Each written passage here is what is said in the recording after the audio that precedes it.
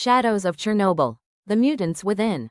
Ever wondered what really lurks in the shadows of Chernobyl's exclusion zone? Today, we're diving deep into the heart of Pripyat, exploring stories that go beyond the textbooks and documentaries. Imagine an aerial view of Pripyat. Buildings reclaimed by nature, overgrown trees piercing through concrete, and a thick, eerie mist cloaking the silent streets. The only sounds? Maybe the distant creak of a rusty Ferris wheel or an unidentifiable rustling in the underbrush. Back in April 1986, the Chernobyl nuclear power plant experienced a catastrophic meltdown, level 7 on the International Nuclear Event Scale, the highest possible rating. While we know about the immediate impact, the heroic liquidators, the evacuation of 116,000 people, we rarely talk about what's been happening since. There are whispers, tales of unexplained disappearances, and sightings of creatures that defy conventional science. Enter Alexei Petrov, or just Alex to his friends. He's not just any investigative journalist, he's a seasoned pro with a degree in nuclear physics.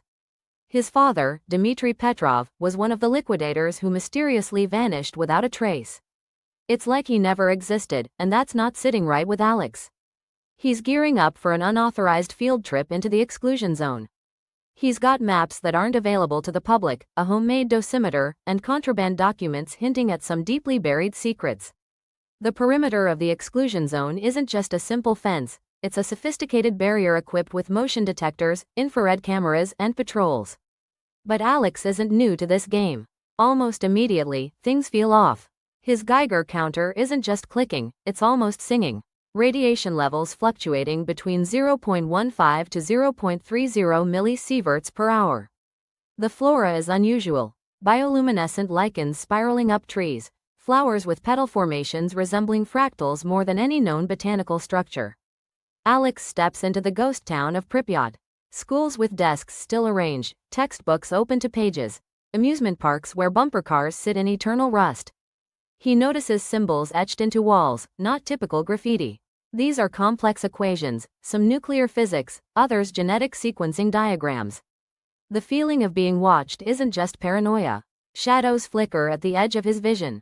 His auditory sensors pick up frequencies just below 20 Hz. Then it happens. A guttural sound reverberates through the empty street. Alex moves toward the source. Emerging from behind a collapsed building is a creature about 7 feet tall, its skin a translucent gray. Limbs elongated disproportionately, and fingers ending in claw-like appendages. Cue the adrenaline. Alex bolts, navigating through mazes of debris. Ducking into an old maintenance tunnel, he holds his breath as the creature's footsteps fade away. Catching his breath, Alex stumbles upon a service entrance leading beneath Reactor 4. This wasn't on any map he's seen. What he finds is staggering, an underground laboratory, surprisingly intact. Cages containing bones, others with remnants of early-stage mutants. Medical equipment showcasing technology ahead of its time. Think CRISPR-like gene editing tools. Documents detail experiments labeled Project Prometheus, efforts to harness radiation for accelerated human evolution. Piecing it together, Alex realizes these creatures are the result of extreme radiation exposure with deliberate genetic manipulation. Despite every instinct telling him to get out, Alex pushes deeper. He enters a vast chamber, possibly repurposed from a cooling chamber. It's here he sees dozens of mutants, moving with purpose, communicating through clicks and hums. They display empathy and social structures. This isn't just evolution, it's the birth of a new society.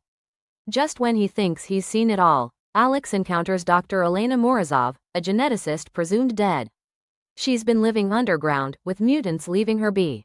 She admits to being part of the original team. They form a tentative alliance.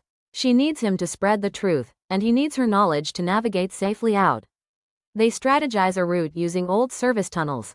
Radiation spikes are a concern. Some areas emit upwards of 10 sieverts per hour. But the mutants have noticed the intruders. They've engineered cave-ins, and paths that were clear are now blocked. Dr. Morozov reveals a twist. Her goal isn't to expose the mutants but to protect them. She believes introducing Alex into their gene pool could enhance their development.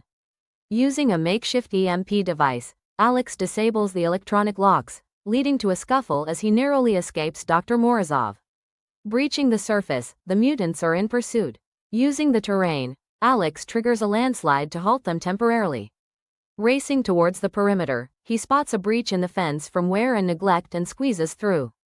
Awakening, Alex finds himself surrounded by border guards and colleagues, tipped off by a prearranged message. He presents his findings, photographs and documents. The evidence is irrefutable, and the media picks it up. Governments scramble, public reactions range from denial to calls for investigations. The scientific community is ablaze with debates about genetic manipulation and the potential existence of a new humanoid species. Alex is hailed as a hero by some, a fearmonger by others. The burden of what he knows weighs heavily. Months pass. Strange reports surface globally. Sightings of unusual creatures in places far from Chernobyl.